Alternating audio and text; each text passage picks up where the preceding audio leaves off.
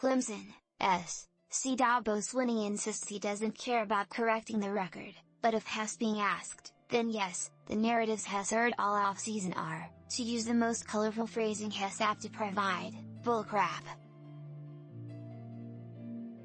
After nearly a decade of unparalleled stability on his coaching staff, Clemson waved goodbye to 4 assistants this offseason, including both coordinators.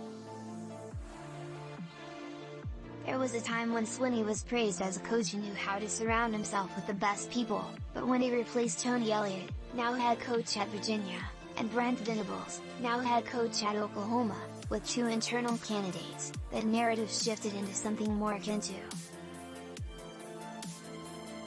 There was the time, in 2019, when he offhandedly suggested that, should college football shift toward a professional model, perhaps he'd just quit and head to the NFL.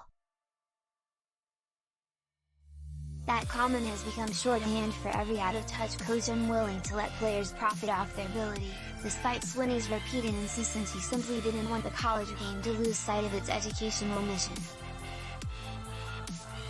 In other words, the narrative is bull crap. Swinney hates the transfer portal. Swinney cashes $10 million checks while opposing players getting paid. Swinney would rather lose doing things his way than win by adapting to the modern amenities of the game. Swinney is selfish, stubborn, hypocritical. It's all bullcrap, he says, devoid of context and nuance and intent.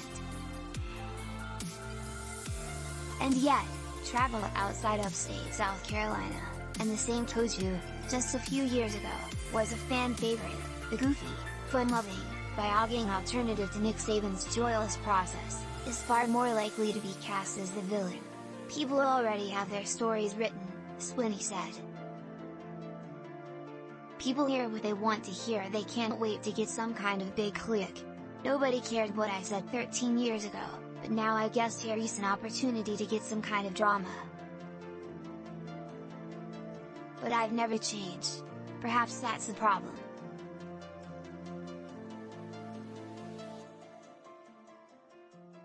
Swinney remains rooted in the merits of a system that allowed a poor kid from Pelham, Alabama, to earn a scholarship with the Crimson Tide, to coach for Gene Stallings, to become a head coach without serving as a coordinator, to thumb his nose at every pundit who promised Swinney would fail, only to. People love an underdog story, and Swinney still wants to cast himself in that role. But Hess not an underdog anymore. Hess at the mountaintop. Or, at least, he was. Last year, Clemson went 10-3 and missed the college football playoff for the first time in 6 years.